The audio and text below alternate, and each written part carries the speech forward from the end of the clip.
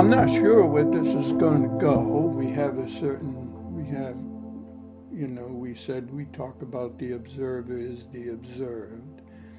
It may be about thoughts, whether those thoughts are yours personally or not. And I thought maybe recently I came across some physicists who are looking at time and the fact that it might not exist in the way we think, and that time is quantumly entangled. And that is a very interesting concept which fits in with how I see time. So we'll see where that goes. I'm not sure where it's going. I don't have anything written. I'm not going to be reading anything. It's all got to come out of the abyss somehow.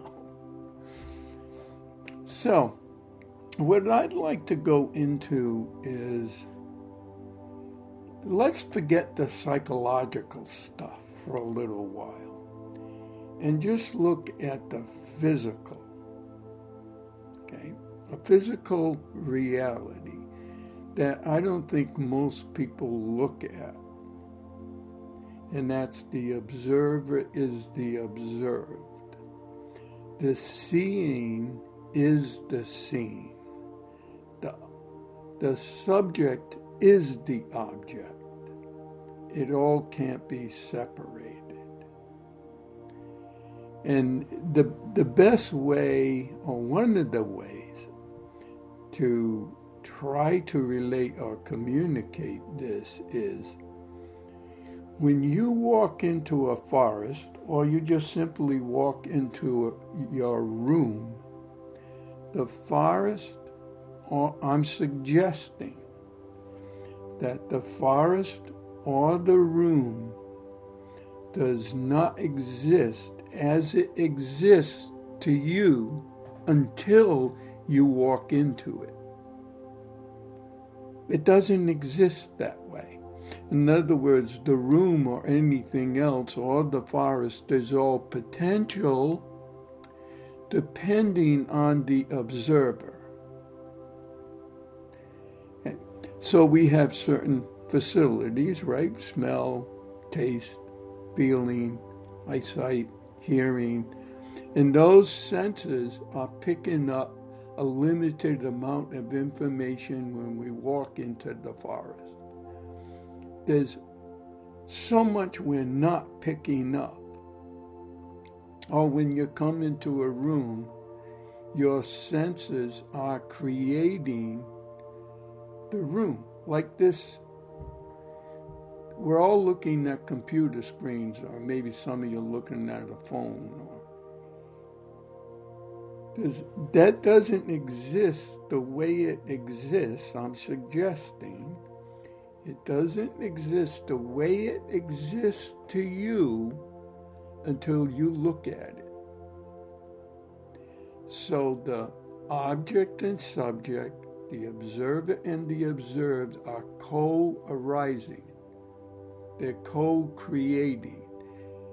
You can't separate them.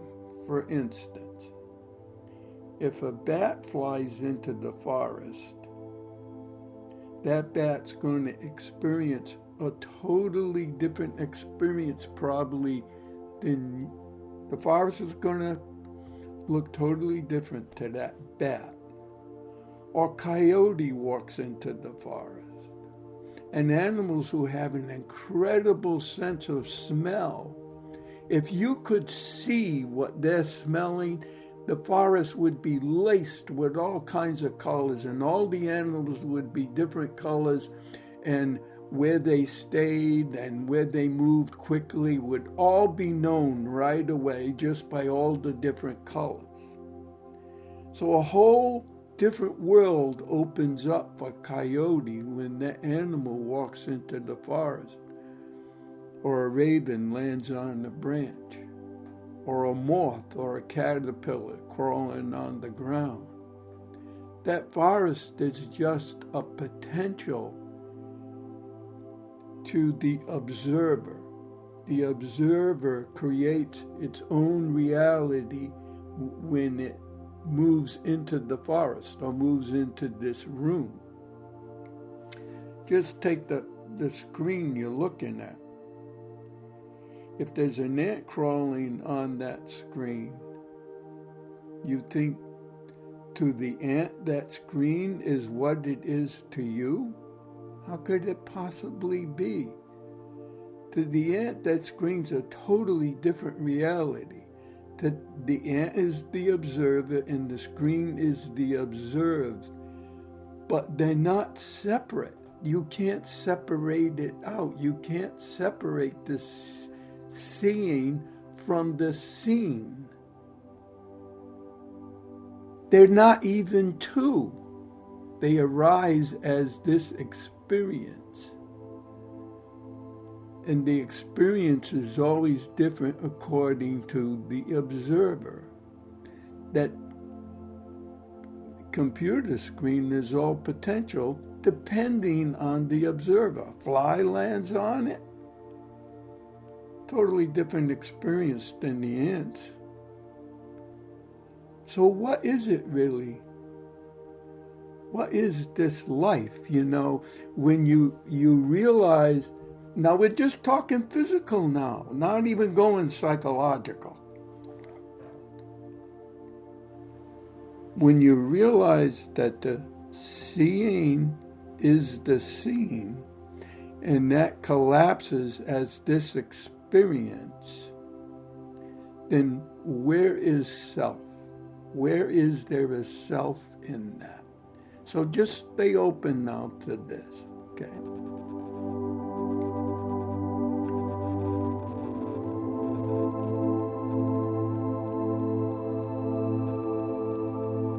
So another aspect of this is that all this is constantly changing. Nothing ever remains the same. Just suggesting that, you would have to explore that for yourself. So as soon as an experience appears, it changes before it can coalesce into something permanent. So life is just changing. There's never any permanence. So now this whole seeing is the seen is constantly changing. Where is the self in that? Where is there a permanent self?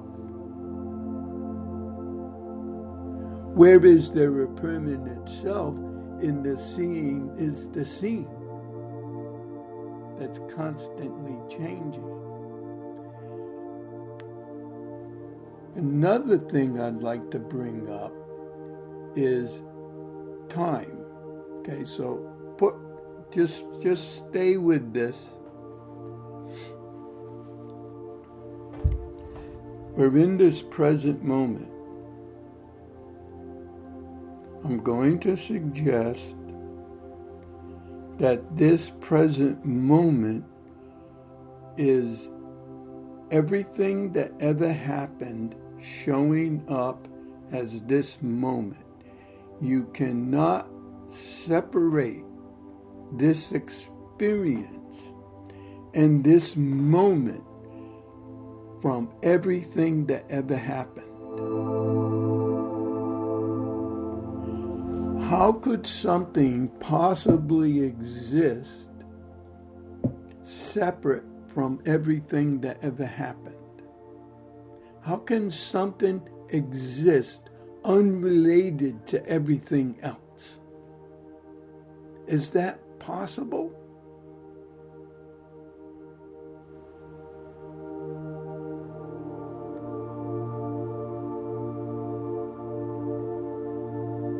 So, this could all come together at some point. Now, if you examine a thought that appears in your mind, you don't decide to have that thought. And you can sit there in meditation and watch that, and I think you'll find out that that's true. But we need to observe this stuff. I feel anyway, it's important for me to have observed that for myself. But thoughts appear unrequested. We don't know what they're going to be before they appear.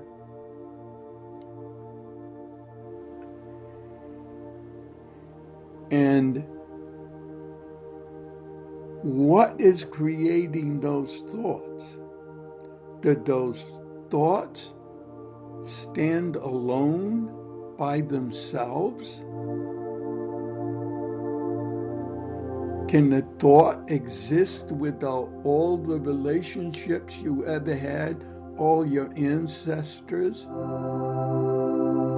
The river, the mountain, the earth, the mycelium? How much oxygen is in the air, the sun, the universe?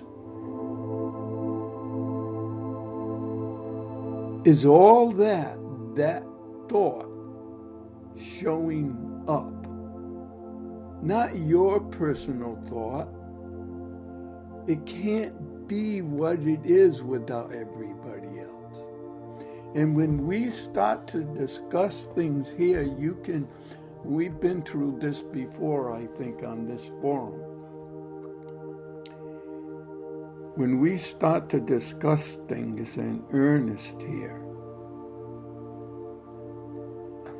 none of the thoughts that's coming up in our minds would ever come up without all the conditions here, with all of us meeting here. Without these conditions, without my words are going to set off thoughts in your mind.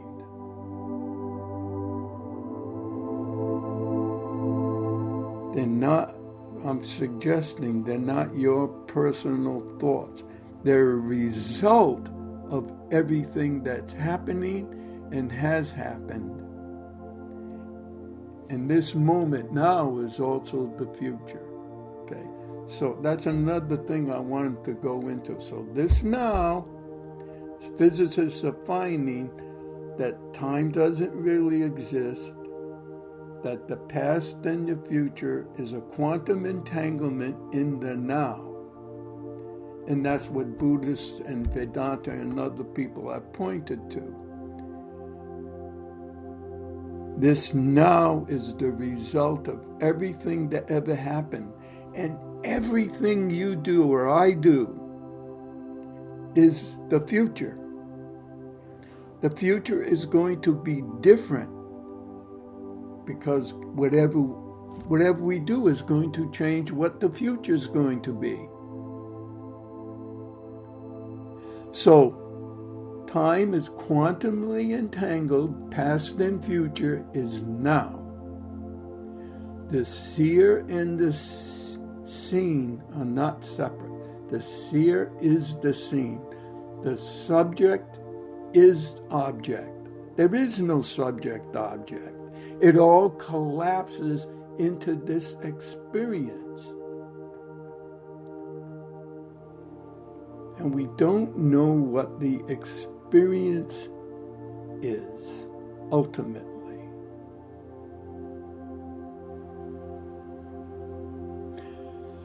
So we could go into the psychological. There's the experience of, I'm the thinker of the thought. And I'm separate from my thoughts. I'm a permanent soul, or I'm Atman, or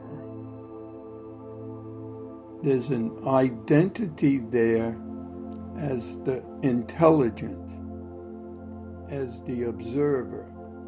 It's the thinker of the thought that thinks it's the observer. It is witnessing. It is being aware. It is paying attention. It encompasses usually all of those notions.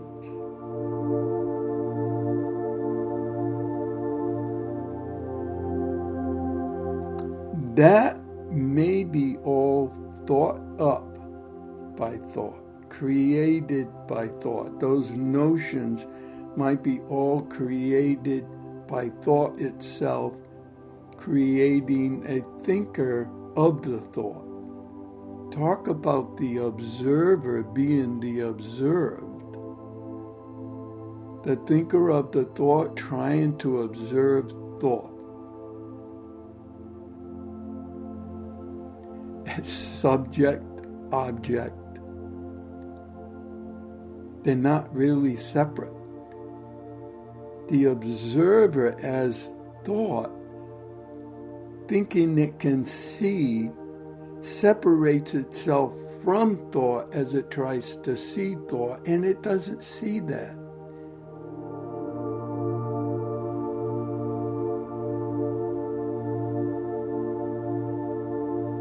Okay, so I'm just throwing a whole bunch of things at you. I'll throw one more thing at you. Or maybe I ought to leave it. So where are we at with all this?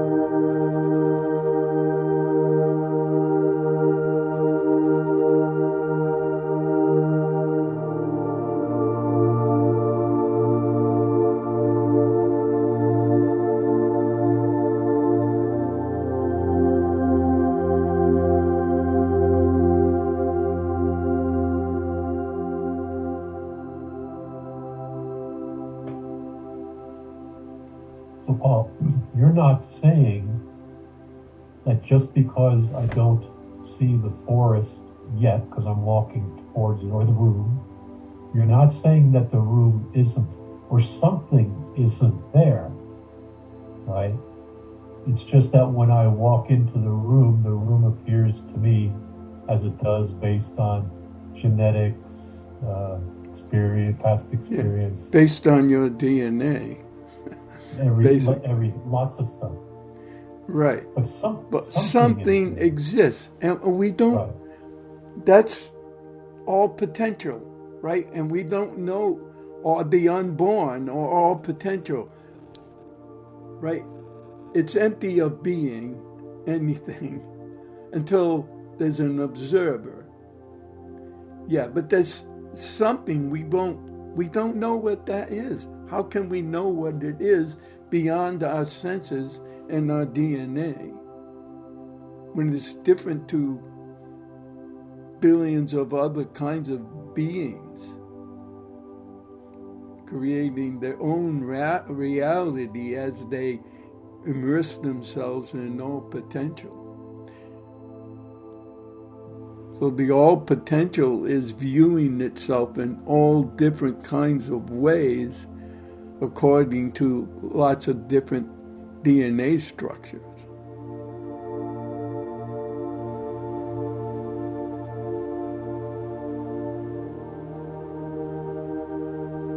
Yeah, in fact, if we look through night goggles, everything looks completely different.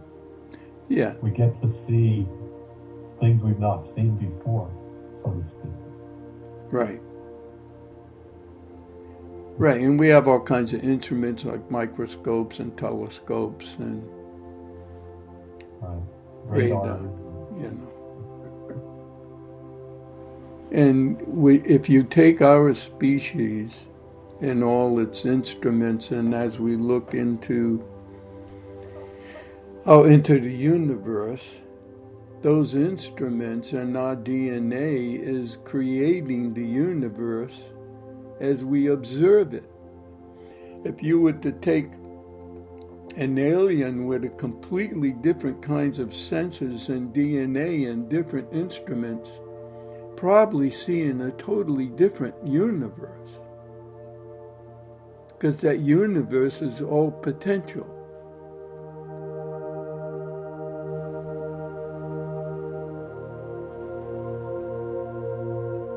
So everything that I'm in contact with or see, I am that. I am the river. I am all my ancestors. I am the earth.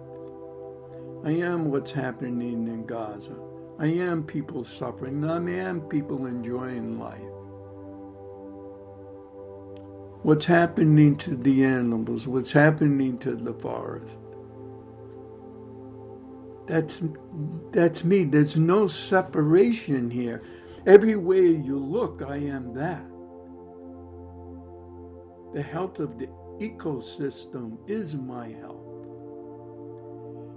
And when there's an understanding of that kind of wholeness, then there's compassion for what's happening to the animals, what's happening to other people, what's happening to the forest and the river, and the air we breathe. We are that air. That is our health.